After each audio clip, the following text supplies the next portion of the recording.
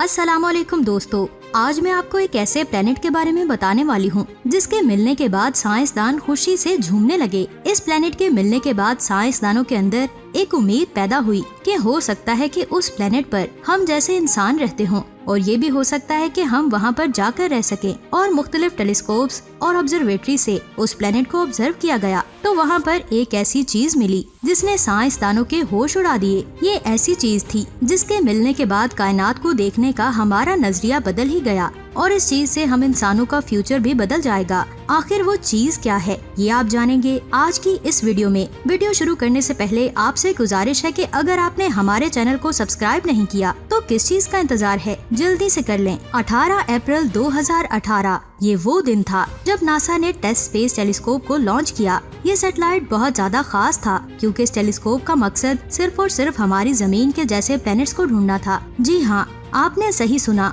हमारी जमीन की जैसी और जमीनें ढूंढना। और नासा ने ऐलान किया है कि ये सैटेलाइट इतना जबरदस्त है कि सिर्फ और सिर्फ 2 सालों में ये 20,000 प्लैनेट्स को ढूंढ निकालेगा और इनमें से 1,000 प्लैनेट्स ऐसे होंगे जहां पर लाइफ मौजूद हो सकती है और इन 1,000 प्लैनेट्स में से 20 प्लैनेट्स ऐसे होंगे जो बिल्कुल हमारी जमीन के जैसे होंगे। आप समझ रहे हैं ना, जमीन के जैसे, यानी उनके अंदर पहाड़, समंदर और दरख्त बिल्कुल हमारी जमीन के जैसे होंगे और ये भी हो सकता है कि वहाँ पर हम जैसे इंसान भी रहते हों। इसी उम्मीद के साथ इस स्पेस टेलीस्कोप को लॉन्च किया गया जिसका सबसे मेन काम हमारे सूरज के जैसे स्टार्स को ढूंढना था जिसके इर्द गिर्द प्लैनेट्स मौजूद हैं जो हमारी जमीन की ही तरह अपने स्टार्स के हैबिटेबल जोन में मौजूद हैं। यहाँ मैं आपको बता दूं कि इस टेलीस्कोप ने बहुत सारे ऐसे प्लैनेट्स ढूंढे जो अपने स्टार के हैबिटेबल जोन में मौजूद हैं, लेकिन कोई भी ऐसा प्लैनेट नहीं ढूंढा जहाँ पर छोटे से छोटा बैक्टीरिया भी मौजूद हो, जिसकी वजह से साइंसदान मायूस होने लगे और ये मानने लगे कि शायद इस यूनिवर्स में ऐसा कोई भी प्लैनेट नहीं है जहाँ पर लाइफ मौजूद हो। लेकिन फिर भी एक दिन जब साइंसदानों की एक टीम इसी टेलीस्कोप की मदद से स्पेस में कुछ ऑब्जर्व कर रहे थे, तभी उन्होंने एक ऐसी चीज देखी जिसने साइंसदानों के होश उड़ा दिए।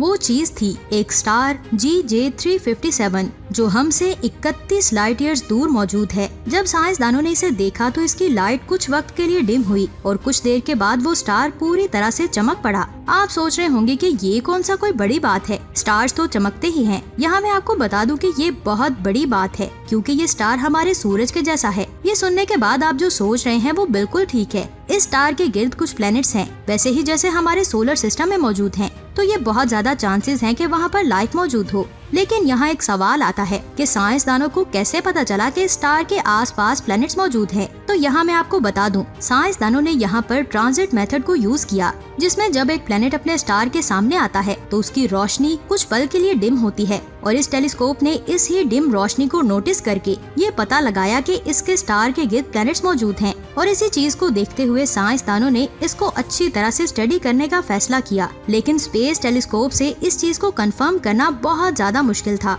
इसलिए नासा ने चाइना, ऑस्ट्रेलिया और दूसरी कंट्रीज में ग्राउंड बेस्ड टेलीस्कोप को इंस्टॉल करके इसे ऑब्जर्व किया। तो नीचे कमेंट्स करके जरूर बताएं कि साइंसदानों को वहाँ कोई प्लैनेट मिला जो बिल्कुल हमारी जमीन जैसा हो। दोस्तों, दिल थाम कर बैठ जाएं। साइंसदान इंतजार करने लगे कि जैसे ही कोई प्लैनेट उस स्टार के सामने आए हम फौरन उसे ऑब्जर्व करें। सो साइंसदानों को ज्यादा इंतजार नहीं करना पड़ा, बल्कि सिर्फ 4 दिनों में एक प्लैनेट उस स्टार के सामने आ गया। और ये देखने के बाद साइंसदान खुशी से झूमने लगे क्योंकि अब साइंसदानों को पता चल गया था कि उस स्टार के गिर्द एक ऐसा प्लैनेट है जो सिर्फ 4 दिन में GJ357 का चक्कर लगाता है। इस प्लैनेट को ढूंढने के बाद साइंसदानों ने इसे मजीद ऑब्जर्व करने का फैसला किया कि क्या ये अपने स्टार के हैबिटेबल जोन में मौजूद है या नहीं। इसके लिए उन्होंने और भी कई स्पेस टेलीस्कोप्स का इस्तेमाल किया तो उन्हें पता चला कि ये प्लैनेट हमारी जमीन से 2 गुना बड़ा है। मजीद ऑब्जर्वेशन के बाद साइंसदानों ने इसे नाम दिया GJ357b का। लेकिन आप सोच रहे होंगे कि आखिर इसका नाम GJ357b ही क्यों रखा गया? तो मैं आपको बता दूं, जब भी किसी नए प्लैनेट को ढूंढा जाता है तो ये देखा जाता है कि वो अपने स्टार से कितना दूर है और कौन सी पोजीशन में है, उसके बाद उसका नाम रखा जाता है। अगर कोई प्लैनेट अपने स्टार के बहुत ज्यादा करीब है तो उसके स्टार का नाम उसके नाम के आगे लग जाएगा क्योंकि वो फर्स्ट पोजीशन पर है, और दूसरी पोजीशन वाले स्टार का नाम भी और तीसरी पोजीशन वाले स्टार का नाम भी रखा जाता है। और ये जो प्लेनेट हमें मिला था ये दूसरी पोजीशन पर मौजूद था, इसलिए उसका नाम रखा गया GJ357b। लेकिन आप में से बहुत सारे लोग ये सोच रहे होंगे कि उस पहले प्लेनेट का क्या हुआ जिसका नाम A था। तो मैं आपको बता दूं कि साइंसदानों ने उस स्टार पर इतना फोकस नहीं किया, क्योंकि वो साइज में इतना छोटा था कि वो कभी नजर ही नहीं आया, और ये अपने स्टार के बहुत ज्यादा करीब भी था, इसीलिए उसे ढूंढना बहुत ज्यादा मुश्किल था। सूरज के करीब होने की वजह से आप समझ रहे हैं ना कि आपके साथ क्या हो सकता है। इसके बाद साइंसदान GJ357b के बारे में जान ही रहे थे, तभी उन्हें और 2 प्लैनेट्स मिल गए जो सूरज से 3rd और 4th पोजीशन पर मौजूद थे, जिसमें 3rd पोजीशन वाले का नाम GJ357c और 4th पोजीशन वाले का नाम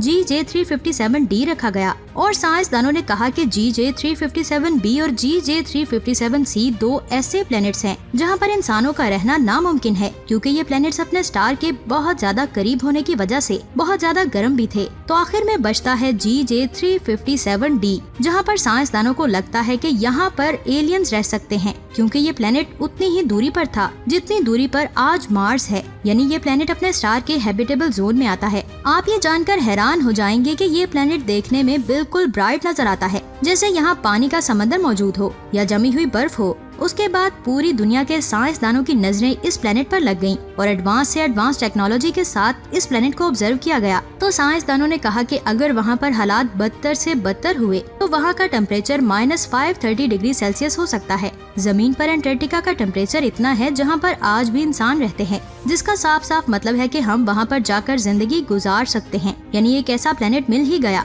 जहाँ फ्यूचर में हम जाकर रह सकते हैं। लेकिन जरा रुकें और सोचें कि अगर वहाँ पर आपसे भी पहले कोई रह रहा हो। साइंसदानों के मुताबिक GJ357 भी हमारी जमीन से 6 गुना ज्यादा बड़ा है और इसीलिए उसे नाम दिया गया सुपर अर्थ का। साइज के बड़ा होने की वजह से वहाँ की ग्रेविटी भी बहुत ज्यादा होगी, और अगर वहाँ पर एलियंस होंगे तो उनका साइज हम इंसानों से कम होगा और वो लोग वहाँ की ग्रेविटी को हैंडल नहीं कर पा रहे होंगे, क्योंकि हमें जमीन की ग्रेविटी से बाहर स्पेस में निकलने के लिए कई साल लग गए थे, और अगर उस प्लेनेट के लोगों को भी स्पेस में जाना होगा तो उन्हें 5 लाख टन एनर्जी की जरूरत पड़ेगी सिर्फ अपने प्लेनेट्स की ग्रेविटी से बाहर निकलने के लिए, और अपने प्लेनेट पर वापस आने के लिए फ्यूल अलग से चाहिए होगा। यानी साफ साफ मतलब ये है कि वो लोग अपने प्लेनेट से बाहर नहीं निकले होंगे और अपने प्लेनेट पर रहकर हमें देख रहे होंगे। साइंसदानों के मुताबिक ये सिर्फ कैलकुलेशन बेस्ड इन्फॉर्मेशन है, हो सकता है कि आगे जाकर ये कैलकुलेशन चेंज भी हो सकती है। साइंसदानों का कहना है कि सारी कैलकुलेशंस उन्हें इमेजेस और ऑब्जर्वेशन से ही ली गई हैं, और हो सकता है कि इनमें आगे चलकर कोई नई चेंजिंग हो। और यहाँ मैं आपको बता दूं कि 2021 में ही